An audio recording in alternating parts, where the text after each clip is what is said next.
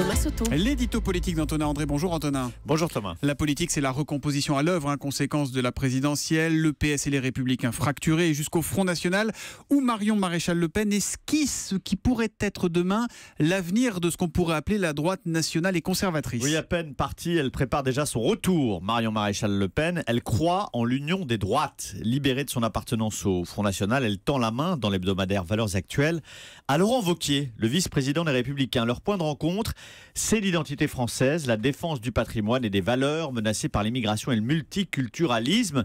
Elle pose en fait les bases d'un nouveau mouvement de rassemblement de la droite traditionnaliste et conservatrice que le FN, c'est son constat, est incapable de bâtir et qui pourrait permettre la conquête du pouvoir. Alors elle a plaidé en ce sens au Front National pendant des années, toujours en essuyant les récriminations de sa tante Marine Le Pen, hostile à tout accord, à toute main tendue, en particulier aux Républicains. Stratégie perdante pour Marion Maréchal qui va donc s'en aller pour préparer la suite. Elle réfute la ligne Philippot qui place la question économique et l'euro au cœur pour revenir aux fondamentaux de la droite. Marion Maréchal, ça rappelle un peu la façon dont Nicolas Sarkozy s'était adressé en 2007 aux électeurs du FN. Voilà, exactement. On retrouve la ligne Patrick Buisson. Patrick Buisson, inspirateur du fameux ministère de l'immigration et de l'identité nationale en 2007, qui a introduit dans le discours de la droite républicaine la sémantique, les mots de l'extrême droite. Ce thème de l'identité peut cimenter un discours qui parle à la fois à la droite bourgeoise conservatrice et aux classes populaires de la France déclassée, analyse Marion Maréchal Le Pen, qui reprend de ce faisant la stratégie de Patrick Buisson.